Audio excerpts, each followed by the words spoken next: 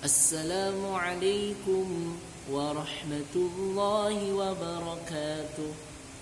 Anak-anakku sekalian, bagaimana kabar kalian? Mudah-mudahan kalian semua dalam keadaan sehat walafiat dan selalu diberikan perlindungan oleh Allah Subhanahu wa taala. Baik anak-anak, alhamdulillah pada pertemuan sebelumnya kita sudah mempelajari materi tentang Asmaul Husna. Di antaranya kita sudah mempelajari Asmaul Husna Al-Ghafuru dan Al-Afu. Nah, untuk pertemuan hari ini kita akan memantapkan materi-materi yang sudah kita pelajari tentang Asmaul Husna. Nah, baik anak-anak, yang pertama dalam Asmaul Husna kita sudah mempelajari Asmaul Husna Al-Ghafaru. Apa itu Al-Ghafaru? Al-Ghafaru artinya ialah Allah Maha Pengampun. Jadi Allah akan memberikan pengampunan kepada kita semuanya, mau dosanya sebesar gunung, sebesar apapun.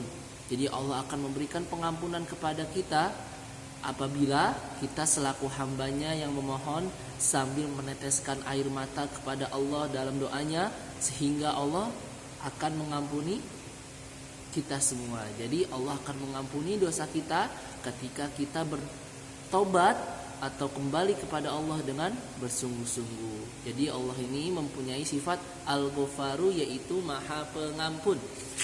Nah, kemudian ketika seorang mempunyai kesalahan atau maka kita harus meminta maaf.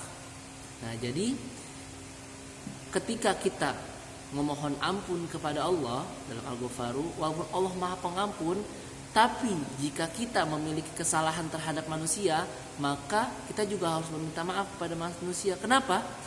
Allah pasti mengampuni dosa kita, tetapi jika manusia tidak mengampuni, maka Allah juga belum tentu mengampuni. Jadi ketika kita mempunyai dosa, mempunyai kesalahan terhadap teman kita, keluarga kita atau kerabat kita, maka kita senantiasa juga harus meminta ampun atau memohon maaf kepada keluarga kita atau teman-teman kita yang sudah kita sakiti. Kemudian Allah juga memiliki sifat Al-Afu. Apa itu Al-Afu? Al-Afu ini gak jauh beda sama dengan Al-Ghafaru.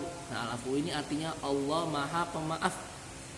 Jadi Allah Subhanahu wa taala suka memaafkan kesalahan-kesalahan dan menghapuskan dosa hambanya. Bahkan Dia tidak menghukum orang-orang yang berbuat maksiat. Nah, jadi Allah itu, karena Allah memiliki sifat Al-Afu, apabila ada seorang hamba berbuat maksiat, Allah tidak akan pernah menghukum. Nah, dan Allah adalah zat yang menampakkan kebagusan dan menutup kejelekan di dunia dan memaafkan di akhirat. Nah, jadi ketika kita berbuat maksiat, Allah tidak pernah menghukum kita. Bahkan yang Allah lakukan ketika kita melakukan maksiat bukan hukuman sebenarnya, tapi yang Allah lakukan itu hanya sebagai supaya kita mendapatkan petunjuk dari Allah. Contohnya dengan bermaksiat, Allah berikan suatu teguran. Nah, teguran tersebut bukan sebagai hukuman, tetapi supaya kita kembali kepada Allah dan mendapatkan hidayah atau petunjuk dari Allah. Nah, lalu bagaimana cara kita meneladani sifat Allah, yaitu Al-Afu? Nah, cara kita meneladani sifat Allah Al-Afu itu kita harus memiliki sifat pemaaf. Jadi apabila ada teman kita, siapapun jahat sama kita, jangan kita balas, jangan kita hukum, tapi kita harus maafkan.